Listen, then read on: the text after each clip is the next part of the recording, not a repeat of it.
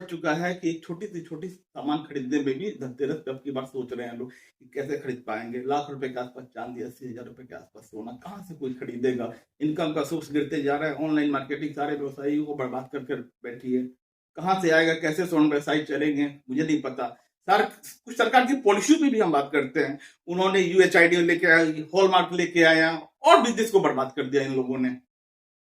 डरे हुए सब में हुए हमारे स्वर्ण व्यवसायी, कब कौन सा डिपार्टमेंट वाला आके हमारे यहाँ छापा मारेगा, क्या करेगा क्या नहीं करेगा। परेशानी हो रही है, डर हो रहा है सरकार की पॉलिसियों के कारण, नीतियों के कारण। कहां से आ रहा है भैया सर? आप अगल बगल के पड़ोसी राज्यों को रेवेन्यू का फायदा करवा रहे हैं। नीतीश जी, हमारे मुख्यमंत्री, माननीय मुख्यमंत्री, उनको ये समझ में नहीं आ रही चीजें कि शराब जो पीने वाला है वो तो पी ही रहा है, आप रोक भी नहीं पा रहे उसको, और दूसरे राज्य को इसका फायदा दिलाया जा रहे हैं आप रेवेन्यू के माध्यम से। अगर वो रेवेन्यू हमारा बिहार का बिहार में ही रह जाता, बिहार का बिहार में रह जाता, तो बहुत लोगों को रोजगार दिया जा सकता था, नौकरी दी जा सकती थी। जितना हमारे पास रेवेन्यू आता था पहले शराब से, उस रेवेन्यू से लाखों लाख में नौकरियों को सैलरी दी जा सकती थी भाई। लाखों लाख नौकरियां निकाली जा सकती थी। आज हमारे युवा बेरोजगार हो रखे हैं।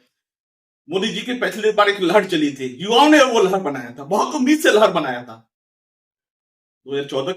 नमस्कार दोस्तों, हम उज्जवल निर्मल। आज हम पहुंचे हैं छपरा के सुप्रसिद्ध एक ऐसे मैनेजमेंट कर्ता और समाज को ऐसे सुदृढ़ बनाने के लिए और आरजेडी परिवार से जुड़कर बेहतर कार्य करने वाले छपरा के सीएमए जी से मैं चर्चा करूंगा। ये सामाजिक तौर पे खास मुद्दे जो बिहार में आए दिन बढ़ती जा रही है उस पर चर्चा होगी। स्वागत है सर हमारे चैनल के माध्यम से। छोटा सा परिचय हमारे दर्शकों को। बहुत बहुत धन्यवाद उज्जवल जी। पहले आपको कि मैं सी अमित कुमार, एक समाज सेवी और आरजेडी का प्रदेश उपाध्यक्ष व्यवसायिक प्रकोष्ठ से। लगातार सर देखा जाए कि जिस तरीके से बिहार की हम बात करें तो बिहार में सबसे ज्यादा अभी जो क्राउड हो रहा है बिजली मीटर को लेकर, क्या कहेंगे? जिस तरीके से कई लोग प्रताड़ित हो रहे हैं, कई लोग इलेक्ट्रिक मीटर आने से लोगों को समस्या बढ़ गया है, लोगों को बिल ज्यादा आ रहा है, इस पे आपका क्या? देखिए, जहां तक बात है स्मार्ट मीटर की, सारे पूरे बिहार की जनता इससे त्रस्त हो चुकी है। बिलिंग इतना ज्यादा बढ़ के आ रहा है कि कोई इसका हिसाब किताब नहीं, कोई इसका वेरिफिकेशन नहीं है कि ये बिजली का बिल बढ़ रहा है तो क्यों बढ़ रहा है, यूनिट चल रहा है तो कैसे चल रहा है। सारी एजेंसियों को काम दे दिया गया है मीटर लगाने का। मनमानी तरीके से वो अपना काम कर रही हैं। पता नहीं किस औद्योगिक सेक्टर को इसमें खासकर लाभ पहुंचाने के लिए सारा कुछ किया जा रहा है। ये पर्दे के पीछे बहुत बड़ा खेल हो रहा है और जनता को लूटा जा रहा है इसपे। हमारे नेता प्रतिपक्ष तेजस्वी जी ने भी बोला कि जब हमारी सरकार बनेगी तो हमने 200 यूनिट पर परिवार को हम बिजली मुफ्त देंगे, और इसमें भी ज्यादा सुधार की जरूरत है और भी कुछ अब निर्णय लिए जाएंगे। हो सकता है कि हमारी सरकार आए तो, हो सकता है तो हमारी सरकार आए तो स्मार्ट मीटर पर बहुत बड़ा एक्शन ले। और हम लोग इसका पूरा राज्य में इसका विरोध कर रहे हैं और ये विरोध अभी जन जन तक पहुंचाएंगे, सड़कों पे लेके आएंगे। स्मार्ट मीटर हटना चाहिए। जैसे कि आप लोग स्मार्ट मीटर के लगातार धरना प्रदर्शन कर रहे हैं, Bharatiya Janata party double engine का सरकार का कहना है कि 17 महीने का सरकार था, तो 17 महीने के सरकार में आखिर तेजस्वी से स्मार्ट मीटर के लिए कुछ नहीं कहा है। उन्हीं का अनुशंसा पे स्मार्ट मीटर पूरे बिहार में लगाया जा रहा है। तो क्या जो बयान तेजस्वी यादव पे किया जा रहा है, 17 महीने की सरकार को लेकर किया जा रहा है, क्या वाकई में विरोधियों का चाल है? देखिए, आप 17 महीने की सरकार की उपलब्धियों के बारे में तो नहीं बता रहे, मगर ये भ्रामक बातें आप जरूर फैला रहे हैं। आपको यहाँ पे सरकार आपकी है ना, डिसीजन आपको लेना है ना कि मीटर रहेगा या नहीं रहेगा, स्मार्ट मीटर ये रहेगा कि नहीं रहना, ये डिसीजन तो आपको लेना है। तो 17 महीने की सरकार में उनकी उपलब्धियां तो कुछ अलग अलग फील्डों में, अलग अलग जगहों पे आप कह रहे हैं कि उन्होंने ऐसा किया तो ऐसा किया, उससे क्या मतलब है भाई? अभी आपकी सरकार है, आपको डिसीजन लेना है। स्मार्ट मीटर एक बहुत बड़ा इश्यू है, जनता लूटी जा रही है, उनके बैक डोर से पैसे उनके पॉकेट से निकाले जा रहे हैं। इस पे आपको एक्शन लेना है। नेता प्रतिपक्ष क्या करेंगे आज की डेट में? उनके पास पावर थोड़ी है, सत्ता थोड़ी है। सत्ता तो आपके पास है, डिसीजन तो आपको लेना है। आपको जल्द से जल्द कार्रवाई करते हुए स्मार्ट मीटर को यहां से हटाना चाहिए, मनमानी को रोकना चाहिए। और दोष लगा रहे हमारे नेता पे, सरासर गलत बात है, ये भ्रामक बात है। तो कहीं ना कहीं कहा जा रहा है कि गरीबों का जो आए दिन मीटर को लेकर बड़ी समस्या जो है, आप लोग धरना प्रदर्शन पूरे बिहार में चरम सीमा पे धरना प्रदर्शन भी किए, तो क्या लगता है कि इस धरना प्रदर्शन के बाद जिस तरीके से बिहार में क्रांति आई है मीटर को लेकर, सरकार इस पे एक्शन ले? देखिए, अभी हम लोग पूरा ब्लॉक स्तर पे हम लोग आंदोलन किया था, जाके हमने वहां पे अपना धरना दिया था, और वहां के जो भी सीओ है उन लोगों को हमने ज्ञापन भी दिया था कि स्मार्ट मीटर को जल्द से जल्द बंद किया जाए। पर सरकार अभी कुंभकर्ण की नींद सोई हुई है, उस पर कोई एक्शन लेने के मूड में नहीं है। प्रदर्शन, धरना और हमारा व्यापक लेवल पे होगा, सड़कों पे उतरेंगे एक न एक दिन हम, और ये स्मार्ट मीटर हटवा के रहेंगे। इनका कहना है कि जिस तरीके से पूर्व आपका तेजस्वी यादव जो कि पूर्व में आपका रह चुके हैं, डिप्टी सीएम का कहना है कि जिस तरीके से स्मार्ट मीटर पूरे बिहार में धरना प्रदर्शन तेजस्वी यादव के संदिग्ध में किया गया, पूरे बिहार में कहीं ना कहीं सफल दिखेगा। एक बड़ी सवाल सामने देखने को मिल रहा है कि वही लोग वंदे भारत को लेकर अपना ट्वीट सामने कर रहे हैं कि वंदे भारत जो एक ट्रेन चली है, तो क्या लगता है कि वंदे भारत चलने से जो आम गरीब जो छात्र हैं उनको लाभ मिल रहा है?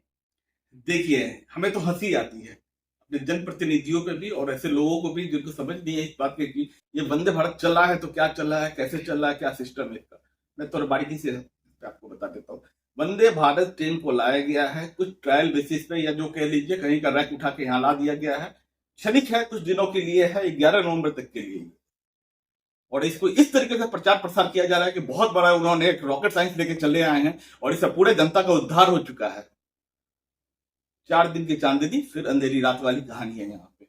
11 नवंबर तक के लिए रैक चलाई जा रही है, उसके बाद ये फिर से बंद हो जाएगी। और इसका इतना ढिंढोरा पीट रहे हैं प्रतिनिधि लोग, इतना ढिंढोरा पीट रहे हैं, पता नहीं कि क्या उनको मिल गया।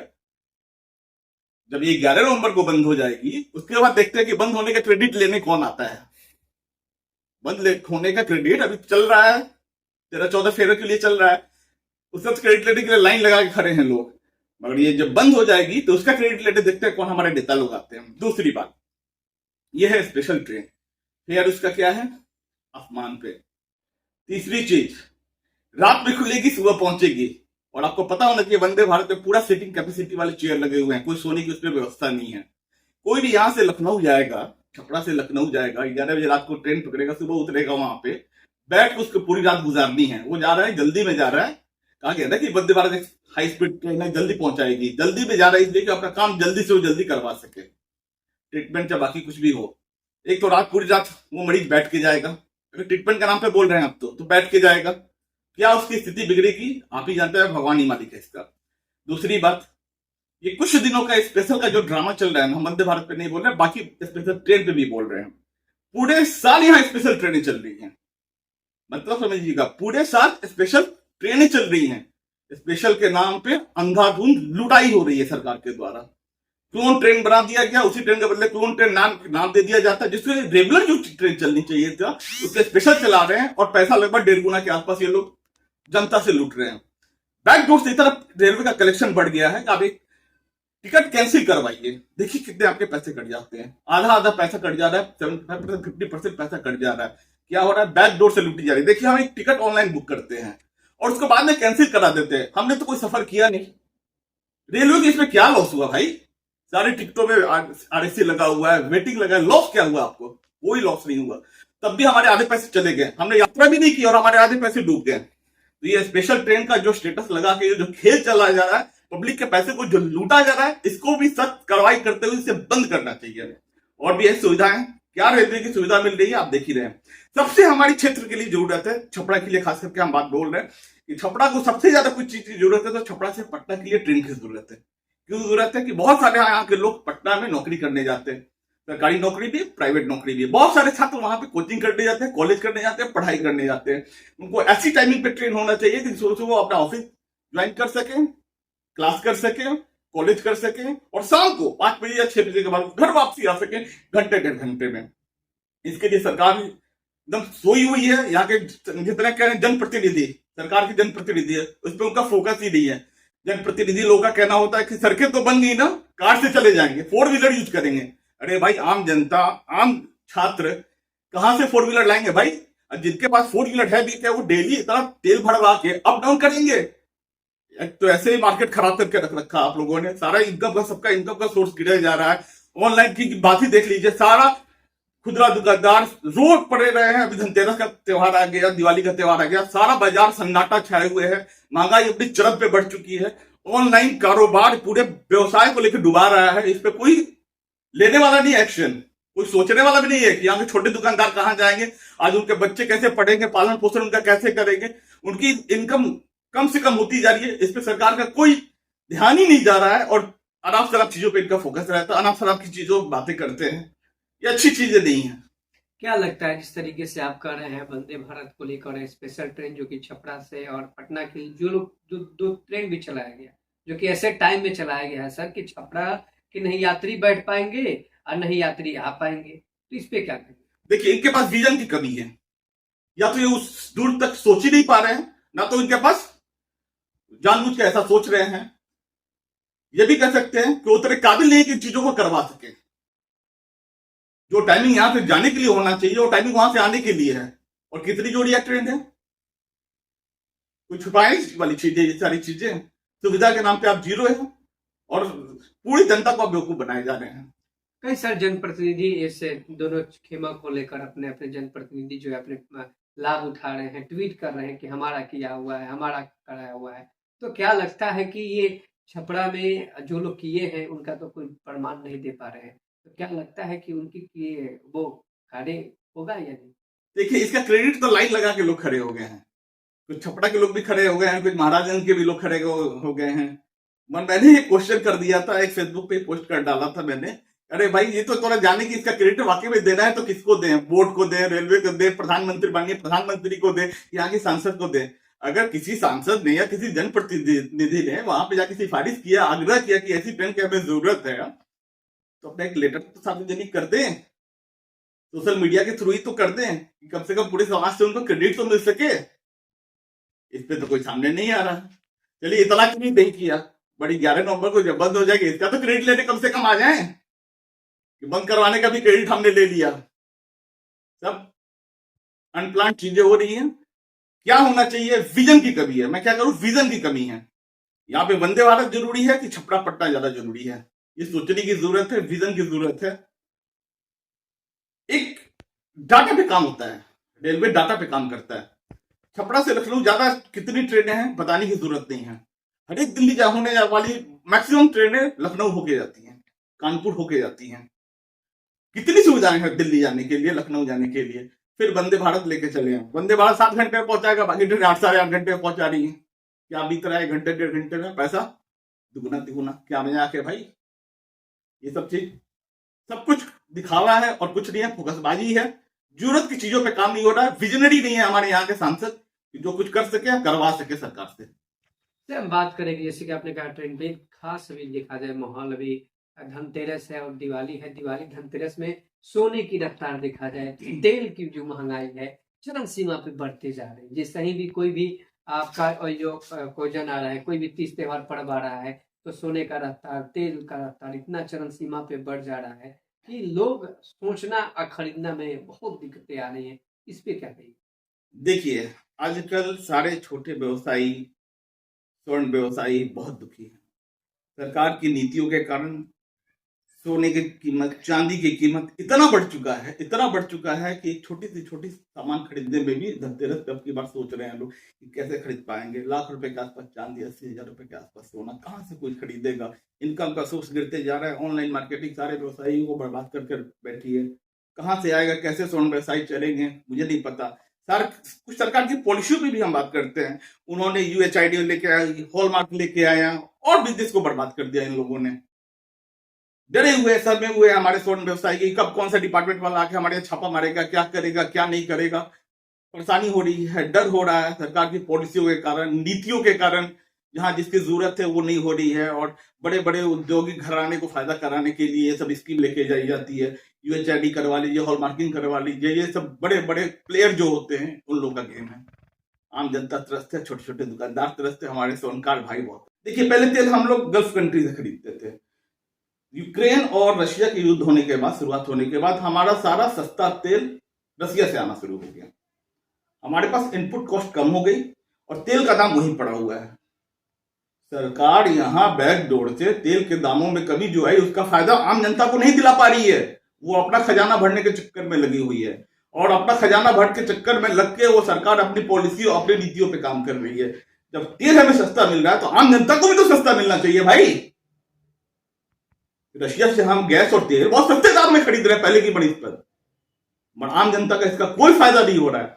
जब रेट बढ़ाने की बात आती है तो ठीकरा फोड़ा जाता है तेल कंपनियों के ऊपर कि तेल कंपनियों के पास पूरे पावर है, क्षमता है कि वो अपना रेट रिवाइज कर सके, बढ़ा सके। उसमें कोई क्रेडिट लेने नहीं आता। जब रेट घटती है तो बड़े बड़े नेता सामने आ जाता है कि हमने तेल का रेट घटवा दिया। क्या ड्रामेबाजी करते हो भैया आप लोग, समझ के बाहर है ये सारी चीजें। आम जनता को राहत मिलनी चाहिए सरकार में, जो कि नहीं मिल पा रही है। तेल महंगा होगा, बहुत सारा इकोनॉमी, हमारा भारतीय इकोनॉमी डिपेंड करता है तेल पे।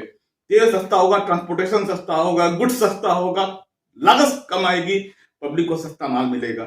सरकार ये सब चीज यूपी में सर देखा जाए तो तेल की महंगाई की बात करें तो बिहार में 3 रुपया ज्यादा है, यूपी में 3 रुपया सस्ता है, तो क्या लगता है?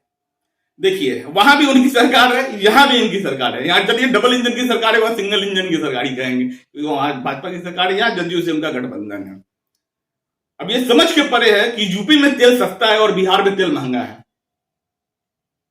आम जनता को राहत यहां नहीं मिलने वाली है। हमारी जेडीयू की सरकार, हमारी भाजपा की यहां डबल इंजन की सरकार चाहे तो तेल के दाम यूपी से भी कम कर सकती है। कारण इसके पीछे आज सबसे ज्यादा पावर किसी के पास है तो हमारे माननीय मुख्यमंत्री नीतीश जी के पास है। उनके सहारे बैसाखी की सरकार दिल्ली में चल रही है। जो चाहे वो करा सकते हैं। वो चाहे तो यह विशेष राज्य का दर्जा दिलवा सकते हैं, औद्योगिक कल कारखाने लगा सकते हैं, सेज लगा सकते हैं, तेल के दामों को भी घटवा सकते हैं। मगर क्या सरकार हमारी है, हम कुछ कह नहीं पा रहे हैं। जनता समझ रही है और 2025 में इसका जवाब भी मिलेगा उनको। अच्छा सर, एक बड़ी सवाल हम बात करें, अभी बिहार में शराब कांड की हम बात करें, तभी हाल में ही मसरा का सिवान गोपालगंज में कम से कम 51 लोग मर चुके हैं। नहीं यहाँ के बड़े नेता पहुंच पाए, नहीं कोई बड़ा मंत्री पहुंच पाए, सभी लोग सोशल मीडिया के माध्यम से संतावना दिया, ट्वीट किया। आखिर क्या लगता है, दिन प्रतिदिन शराब से कांड होते जा रहे हैं और शराबबंदी भी दिखाया जा रहा है और शराब आ भी जा रहा है। देखिए, आपने कहा कि कोई नेता मंत्री किस मुंह से जाएंगे, क्या मुंह दिखाने जाएंगे वहां पे? सरकार वहां क्या मुंह दिखाने जाएगी? एक तो शराबबंदी करवा रहे हैं, दूसरा यहाँ शराब से लोग आए दिन मरे जा रहे हैं। एक बार नहीं, आए दिन मरे जा रहे हैं। कुछ कुछ महीने पे कहीं ना कहीं का न्यूज आपके पास आते जाते रह रहा है। 2-4 लोग मर गए, कहीं 10-20 लोग मर गए, कहीं 25-50 लोग मर गए। शराबबंदी काहे का शराबबंदी? यहाँ तो बैकडोर से क्या कहें, जो पहले आसानी से दुकान खोल खोल के शराब बिकता था चौक चौराहे पे, और आज यहाँ के हर एक गाड़ी की डिक्की में शराब बिकता है। तो उससे ज्यादा दुकानें आज खुल गई हैं। होम डिलीवरी हो जाता है, गाड़ी के डिक्की में रख के शराब बेचे जाते हैं, पकड़े जाते हैं, न्यूज में आता ही जाता है। वाहनों की कतार लगी है थानों में पकड़ पकड़ के, कहां से आ रहा है भैया शराब? आप अगल बगल के पड़ोसी राज्यों को रेवेन्यू का फायदा करवा रहे हैं। नीतीश जी, हमारे मुख्यमंत्री, माननीय मुख्यमंत्री, उनको ये समझ में नहीं आ रही है चीजें कि शराब जो पीने वाला है वो तो पी ही रहा है, आप रोक भी नहीं पा रहे उसको, और दूसरे राज्य को इसका फायदा दिलाया जा रहे हैं आप रेवेन्यू के माध्यम से। अगर वो रेवेन्यू हमारा बिहार का बिहार में ही रह जाता, बिहार का बिहार में रह जाता, तो बहुत लोगों को रोजगार दिया जा सकता था, नौकरी दी जा सकती थी। जितना हमारे पास रेवेन्यू आता था पहले शराब से, उस रेवेन्यू से लाखों लाख में नौकरियों को सैलरी दी जा सकती थी भाई, लाखों लाख नौकरियां निकाली जा सकती थी। आज हमारे युवा बेरोजगार हो रखे हैं। मोदी जी की पिछली बार एक लहर चली थी, युवाओं ने वो लहर बनाया था, बहुत उम्मीद से लहर बनाया था। 2014 की लहर बनाई थी मोदी जी को, अप्रत्याशित जीत भी मिली थी उनको। अब उस युवाओं का 10 साल निकल चुके हैं, उनके पास रोजगार नहीं है, नौकरी नहीं है, धंधा नहीं है, परिवार का लाठी चल रहा है कि बेटा अब कब कमाएगा तू, कहां से लाएगा, कैसे परिवार चलाएगा, अब तो तेरी शादी की उम्र आ रही है, और उनके हाथ में नौकरी नहीं है। कोई अपनी बेटी देगा नहीं बिना नौकरी वाले को। स्थिति बद से बदतर होते जा रही है युवाओं के बीच में, कमाने के लिए उनके पास संसाधन नहीं है। अब वही चीज जनता और युवा अपने आप को ठगा महसूस कर रहे हैं कि कहां से इतनी भारी गलती कर दी। सरकार की सोच समझ के पड़े है, सही दिशा में नहीं सोच पा रही है। इनकम का सोर्स बढ़ना चाहिए और ये सब ढकोसलाबाजी बंद करना चाहिए। शराब का रेवेन्यू जो भी है उससे बहुत सारे लोगों को रोजगार दिया जा सकता था। मैं ये नहीं करता खोल दिया जाए, होता है ना कि रिव्यू किया जाए, जनता की ओपिनियन ली जाए, जनता क्या कहती है। इस मतलब कि नकली शराब से, हानिकारक शराब से, दूषित शराब पीने से कितना लॉस हो रहा है और शराब खोलने से क्या फायदा होगा, इसका रिव्यू करवाना चाहिए। किसी बाहर के बढ़िया एजेंसी से रिव्यू करवाना चाहिए, जनता की पोलिंग करवानी चाहिए। बहुत बड़े संगठन से, यहाँ पे जो भी संगठन है, जैसे कि होते हैं चैरिटेबल संस्थाएं होती हैं, एनजीओ वगैरह होते हैं, इनसे भी सर्वे करवाना चाहिए कि वाकई शराब खोलना चाहिए या नहीं खोलना चाहिए। उसके बाद फिर से रिव्यू करके डिसीजन लेना चाहिए नीतीश जी को। मगर इतना उनके पास न विजन है, न सोचने की क्षमता रह गई है। 2025 में जनता बताएगी। लगातार आप छपरा से हैं, छपरा के समाज की हम बात करें, लगातार आप छपरा के लिए चिंतित रहते हैं, बाढ़ में भी लोगों को आपने मदद किया, हर जगह आप सपोर्ट करते रहते हैं। क्या लगता है इस वर्ष छपरा में जो अभी सामने छठ और दीपावली है, जिस तरीके से छपरा में जो गंदगी फैली हुई है, जो छपरा को डेवलपमेंट की हम बात करें बिल्कुल नहीं हो पा रही है, तो आने वाले समय में क्या दिख रहा है, अगर आप आएंगे तो छपरा को कैसे बेहतर बना पाएंगे? देखिए, अभी हमारे ऊपर बहुत बड़ी त्रासदी आई थी बाढ़ के रूप में। हर एक साल आती है त्रासदी ये। ऐसा भौगोलिक संरचना है बिहार का कि त्रासदी आती ही आती है।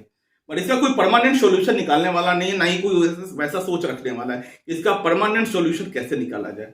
चलिए, स्थिति जैसी भी थी, बस से बदतर तो हो ही गई थी। हमारे शहर की स्थिति बदतर हो गई थी। हमारी टीम दीदी रोहिणी आचार्य के नेतृत्व में, उनके आदेश के अनुसार हमारी टीम रोहिणी आचार्य ने कैंप लगाकर लोगों को जहां तक हो सकी कच्चा अनाज, पका हुआ खाना, वस्त्र, जो भी था हम लोगों ने मुहैया कराया। दीदी बाहर से आई, आके यहाँ पे लोगों के बीच गई, जनता के बीच गई, उनका दुख हाल चाल जाना, जो भी हेल्प कर सकती थी उन्होंने किया।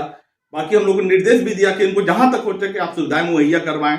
और आज भी उनकी पूरी टीम पूरे क्षेत्र में एक्टिव रहती है। मकेरी जैसे क्षेत्र में भी कुछ दिन हम लोगों ने जाके अनाज वितरण करवाया, वहां भी पानी आया हुआ था, घर टूट गए थे काफी लोगों के वहां पे।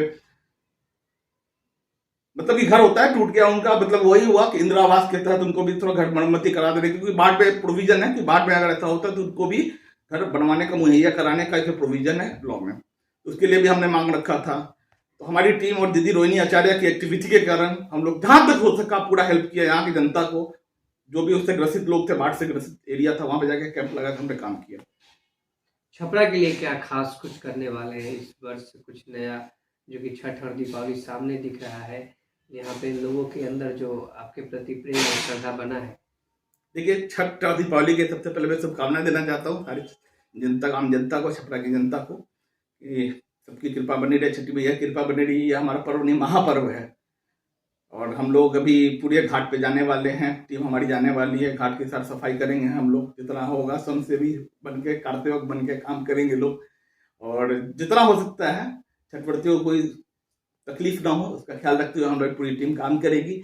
और जहाँ तक बात है शहर की साफ सफाई का, तो हमारे जनप्रतिनिधि मेयर साहब से भी हम अनुरोध करेंगे कि इस पर काफी उनका ध्यान रहता भी है और ध्यान देंगे भी और करेंगे भी। और सड़कें बहुत टूटी फूटी हैं, उसकी भी मरम्मत पे सरकार ध्यान देगी। अब की बार उम्मीद है कम से कम छठवर्तियों को मतलब कि कष्ट ना झेलना पड़े। क्या लगता है, जाते जाते क्या लगता है बिहार में जिस तरीके से पूरे 2025 में क्या बड़ा बदलाव आ सकता है? आपके छपरा और बिहार के यशस्वी युवा चेहरा नेतृत्व बिहार के मुख्यमंत्री बन पाएंगे? देखिए, ट्रेलर तेजस्वी जी ने, हमारे नेता प्रतिपक्ष ने, हमारे नेता ने 17 महीने के सरकार में दिखा दिया था। उन्होंने 4-5 लाख लोगों को नौकरी देके बता दिया कि उन्होंने कितना दृढ़ संकल्पित हैं बिहार के विकास के लिए। और बहुत सारे ऐसे योजनाएं लेके आए, अस्पताल के बारे में, सर सफाई के बारे में, बाकी योजनाओं के बारे में। वो 17 महीने में उन्होंने ट्रेलर दिखाया था। 25 का चुनाव आने दीजिए, जनता भी मूड बना के बैठी अब की बार 2/3 बहुमत के साथ अब की बार सरकार बनाने जा रहे हैं हम लोग। और सरकार बना के दिखाएंगे कि विकास कैसे होता है। अब की टीम तेजस्वी और नेता हमारे जो हैं, उनका मास्टर प्लान ऐसा चल रहा है कि हर एक क्षेत्र में विकास हो, कोने कोने तक विकास पहुंचे, गांव गांव तक विकास पहुंचे, रोजगार पहुंचे, नौकरी मिले लोगों को, युवाओं को। इस पर ज्यादा स्तर पे वो काम करेंगे। और देखिएगा, जो ठगे गए हैं हम लोग इस सरकार में, इसका बदला जनता देगी 2025 के चुनाव में। प्रशांत किशोर ने एक प्रेस मीडिया वार्ता में क्या है, उन्होंने साफ तौर पे कहा कि इस बार जंगल राज और नीतीश राज खत्म कर देंगे। क्या लगता है नया पार्टी आने से बिहार में जंगल राज प्रशांत किशोर और नीतीश राज खत्म कर पाएंगे? देखिए, जंगल राज, जंगल राज, जंगल राज, डाटा उठा के देखिए ना बॉस, डाटा उठा के देखिए। पिछले सालों में, कई सालों में क्राइम का ग्राफ कितना बड़ा है, क्राइम का ग्राफ कितना बड़ा है, कितना लूट, डकैती, बैंक लूट, हिंसई, मर्डर, बलात्कार, क्या नहीं हो रही इस सरकार में। क्या ये जंगल राज नहीं है? मंगल राज है क्या? जंगल राज ही है। बात आती है कि कौन कितना आवाज, देखिए बहुत जोर जोर से झूठ को चिल्ला चिल्ला के ये लोग सच बनाते हैं। बार बार झूठ को चिल्ला चिल्ला के ये लोग सच बनाते हैं, मतलब सच्चाई ये सामने नहीं लेके आते हैं।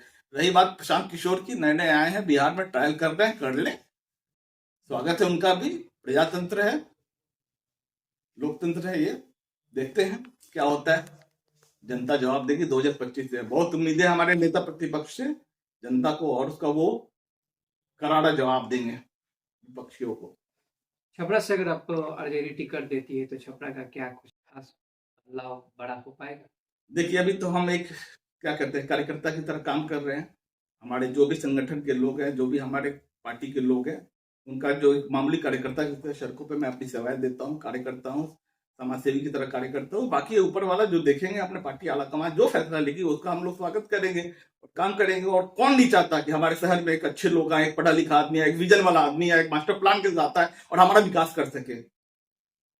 हम लोग हैं, करके दिखाएंगे। बहुत बहुत धन्यवाद सर हमारे साथ बात करने के लिए। भी सीएम इसी से मैं बातचीत कर रहे थे, इन्होंने तमाम कई मुद्दे पे अपना विचार धरे और इन्होंने साफ तौर पे ये भी कह दिया कि छपरा के अगर मौका मिलेगा, मुझे भी अगर पार्टी निर्देश देगा, टिकट देगा, तो छपरा के कई एजेंडा है हमारे पास विकसित बनाने के लिए। बिहार की हम बात करें तो सीधे तौर पे इन्होंने साफ तौर पे कहा कि अगला चेहरा 2025 का सीएम तेजस्वी यादव होगा, क्योंकि दूसरा कोई विकल्प दिख नहीं रहा। प्रशांत किशोर पे सीधे बोल दिए कि अगर आए हैं नए नए, अभी अपना बिहार का ट्रायल करेंगे और बिहार से ट्रायल करके झोरिया बोरिया बांध कर भाग जाएंगे। ये इशारा सीधे दिख रहा है। साफ तौर पे इन्होंने ये भी कहा कि छपरा में जिस तरीके से ट्रेन को लेकर अपना अपना क्रेडिट लोग ले रहा है, वो क्रेडिट 11 नवंबर के बाद ले ले, तब मैं जानूंगा कि वाकई में कौन कार्य क्या किया है। सारे अपडेट आप सभी हमारे साथ देखते रहे। और छपरा के लिए अगर हम आपको बात करें तो आज के माहौल में और आज के समाज में अगर छपरा में अच्छे उम्मीदवार और पढ़े लिखे उम्मीदवार को जनता चुनेगी, वोट करेगी, सपोर्ट करेगी, तो छपरा विकसित होगा और उनकी उम्मीदों का किरण आगे बढ़ेगा और छपरा भी जगमग होगा। जय हिंद, जय भारत। निर्मल के साथ स्वस्थ रहें, सुरक्षित